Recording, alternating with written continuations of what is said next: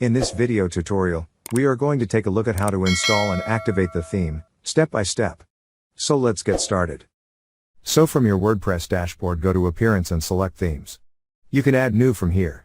You also have Activate button for every theme to activate it from here. Open one theme and here also you have one Activate button. Go to Add New button, and here you can see all the themes to add. In Featured, we have all these options.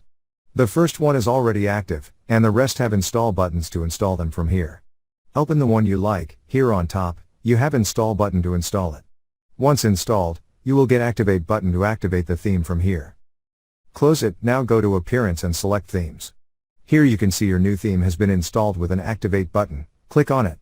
Now go to your site and you can see that your site is in new theme.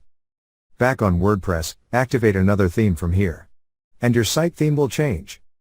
So this is how you can install and activate theme on your WordPress site. Thank you for watching.